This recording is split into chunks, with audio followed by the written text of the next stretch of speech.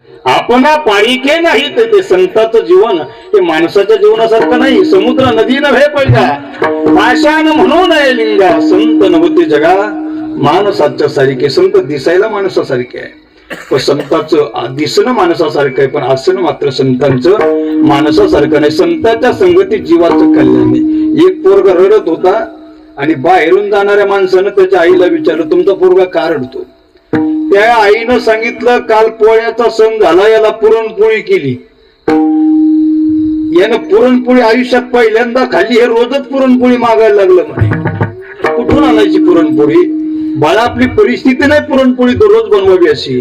ती आई त्या बाळाला विनंती करते ते ऐकायला तयार नाही.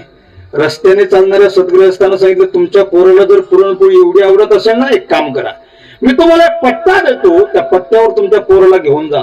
तिथे राहण्याची व्यवस्था मोफत होईल खाण्याची व्यवस्था मोफत होईल. लागेल तेवढी पुरणपोळी लागेल तेवढ्या वेळा त्याला खाता येईल. त्याच्या आईनं सांगितलं कुठलाय पत्ता. त्या माणसानं पत्ता दिला.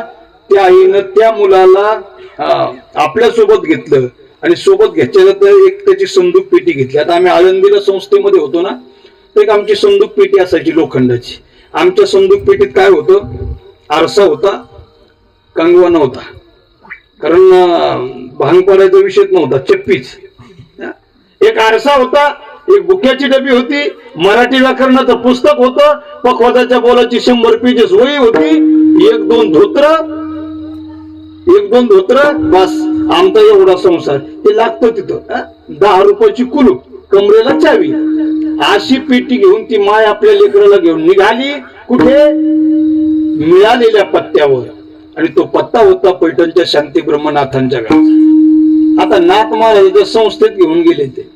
तिथं नेल्यावर ती पेटी वगैरे खाली ठेवली. त्या पोराला तिथं उतरवलं आणि त्या पोरानं नाथ महाराजाचं दर्शन घेतलं. नाथ महाराज विचारायला लागले आई तुमच्या या मुलाला पखावत शिकायचा हार्मोनियम शिकायची शिव महापुराण कथा शिकायची भागवत कथा शिकायची कीर्तन शिकायचं प्रवचन शिकायचं की काय शिकायचं.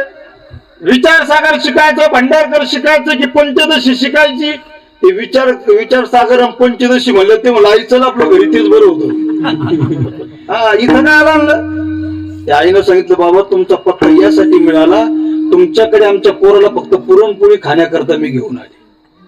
नाथ महाराज आहे संतांचं अंतकरण दयेचं अंतकरण आहे. महाराजांनी त्या पोराच्या हाताला पकडलं खाली बसवलं आणि सांगितलं आजपासून पुरणपोळी खाण्याकरता माझ्याकडे राहायचंय. पुरणपोळी तयार झाली की देवाला नैवेद्य दाखवायचा.